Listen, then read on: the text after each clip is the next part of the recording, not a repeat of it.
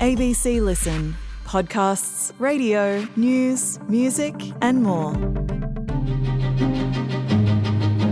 Joe Biden will bow out of the race for re-election. This is shocking. It has completely changed the race for the White House in this 2024 campaign. He has faced mounting pressure here to step aside as Democrat after Democrat in the House and the Senate joined that growing chorus for him to bow out. With the President saying that it has been the greatest honour of his lifetime to serve as your President, and while it's been my intention to seek re-election, I believe it's in the best interest of my party and the country for me to stand down and focus solely on fulfilling my duties as President.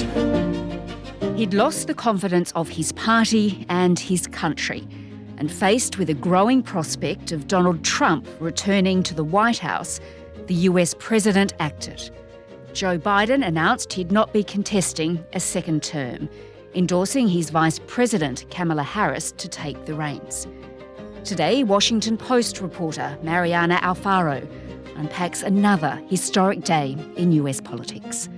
I'm Sam Hawley on Gadigal land in Sydney with this special episode of ABC News Daily.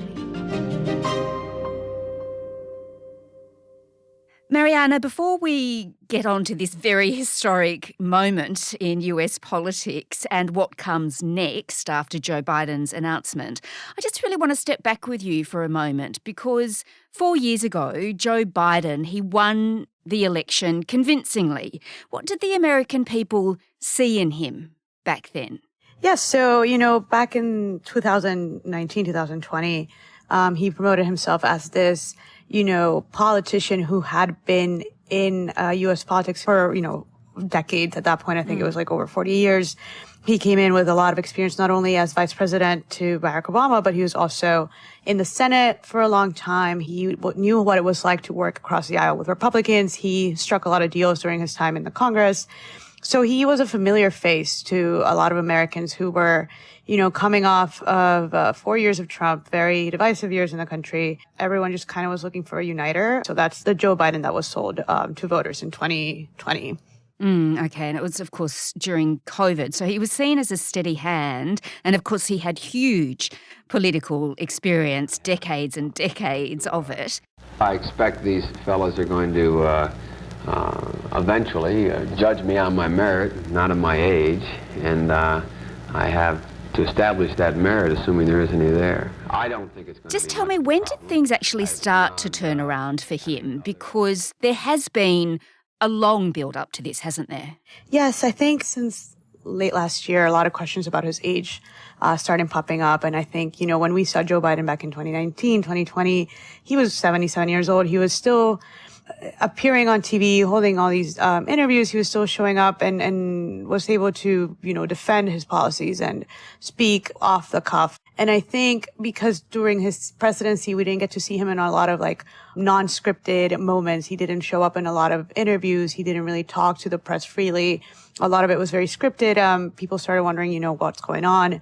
That started, raising flags. And Republicans obviously used that as a way to say, we should get him out of office because we don't see a flexible Joe Biden out there anymore. Okay, so there was really growing concern about his age. When he was unscripted, he was making a lot of mistakes, but then came that debate almost a month ago, yes. And what a total disaster that was, wasn't it? Yes, I mean, within the first 5 minutes, my messages were blowing up from sources just being what is going on? This was very unexpected, just watching viewers react online. Everyone was saying what happened to Joe. On the total initiative relative to what we're going to do with more Border Patrol and more asylum officers. President Trump? I really don't know what he said at the end of that sentence. I don't think he knows what he said either. Look. So the debate really woke up a lot of people. And obviously, again, Republicans ran with it and they were happy to be able to use that as an attack against him. It was very clear after the debate that Donald Trump still has the energy in him to be able to have all these unscripted moments, and Joe Biden couldn't hold his weight against him.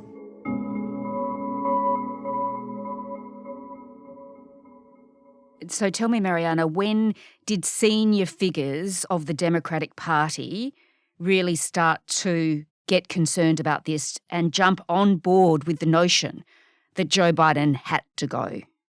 Yes, this has been happening over the last couple of weeks. I mean, we're started seeing some Democrats, very minor House Democrats, start calling for Biden to step away from the ticket. But it wasn't until like a week or two ago when figures who had been in the House Democratic caucus for a long time, Adam Schiff, Nancy Pelosi behind the scenes started saying, you can't do this. Not only is it going to cost Joe Biden the election, it's going to cost Democrats the House. And that's when all these movements behind the scenes started happening. And then people like Hakeem Jeffries, who's the Democratic leader in the House, and Chuck Schumer, who's the Senate leader for Democrats, all began to work behind the scenes telling the president that not only was it a problem for his campaign, but it was going to be a problem for all the Democrats in Congress. And for a while, it did seem like he wasn't going to budge. Well, let me say this as clearly as I can. I'm staying in the race. I'll beat Donald Trump. I will beat him again in 2020. But then, of course, by late last week, it was pretty clear the momentum had built up so much. It was only a matter of time. And then, of course, came the announcement from Joe Biden. That must have been an incredibly difficult statement for him to put out.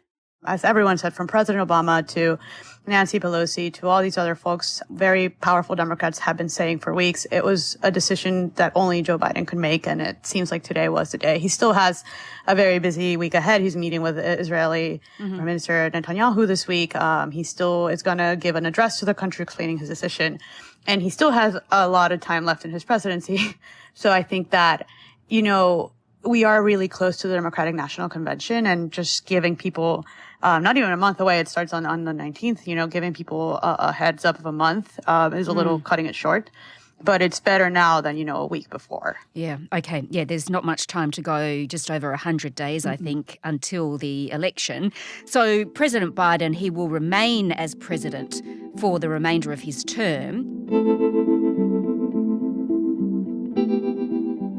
Now let's talk about Kamala Harris, because that's who he's endorsed, of course, to run as the nominee. What she had to say so far?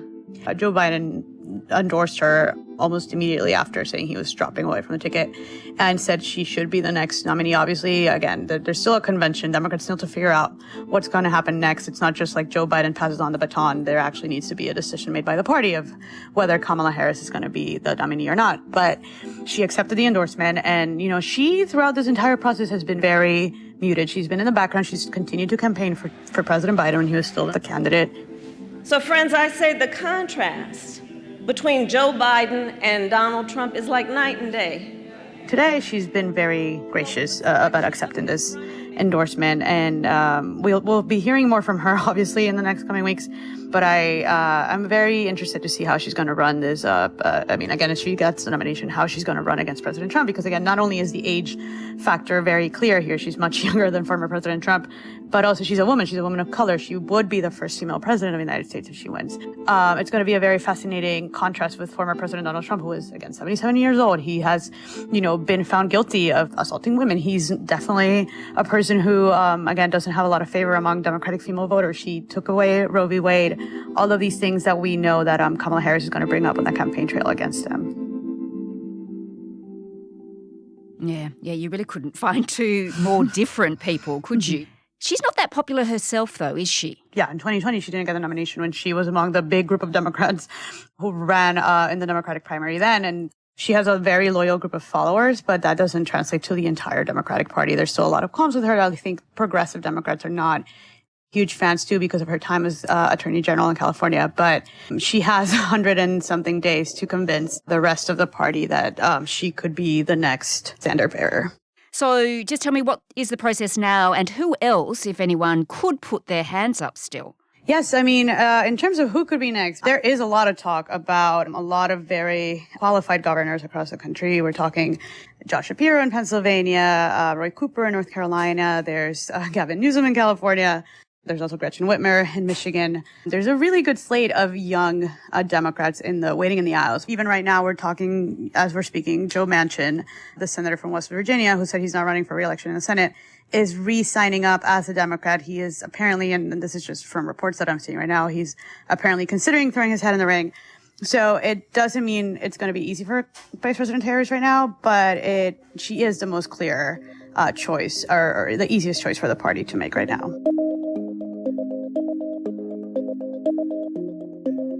right. Well, Mariana, I just wanted to discuss with you now what really changes now that Biden isn't recontesting the presidency.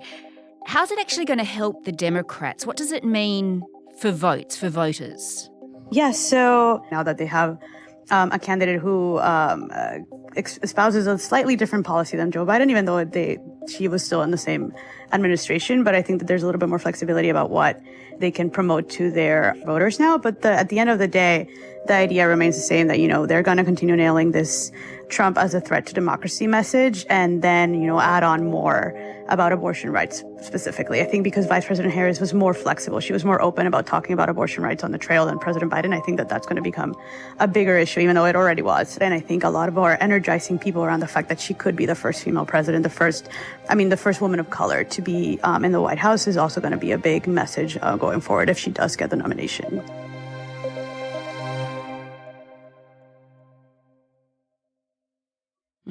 All right. Well, the Trump camp, they would have been ready for this, I assume. At a rally on the weekend, Donald Trump kept mentioning Kamala's name and speaking of her. Kamala, I call her Laughing Kamala. You ever watch her laugh? She's crazy. You can tell a lot by her laugh. No, she's crazy. She's nuts. So what will be the Republicans' message, do you think? Yes, one of the biggest things that Joe Biden assigned to Kamala Harris when when the administration first began was the border. And I think from what I've been speaking to Republicans today, and what my colleagues have been talking to other members of the party today, they're really going to come after her for her record working on the border situation. Because again, they were already running on that issue. The Democrats have really not addressed the border. We can all discuss the veracity of that, but they really, really are going to nail that.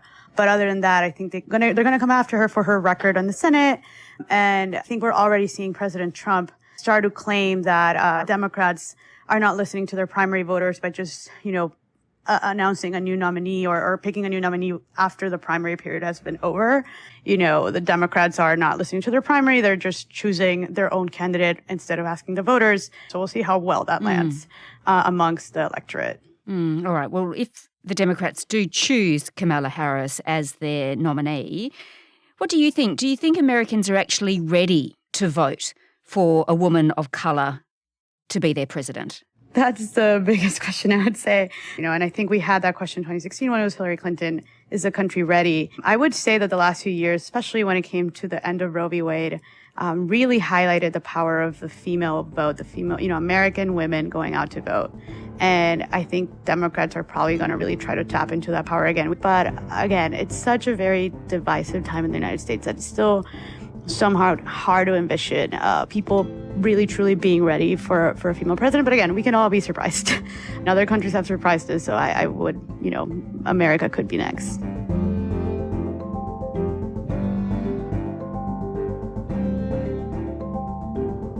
Mariana Alfaro is a reporter with The Washington Post. This episode was produced by Oscar Coleman, with audio production by Sam Dunn. Our supervising producer is David Cody. I'm Sam Hawley. Thanks for listening.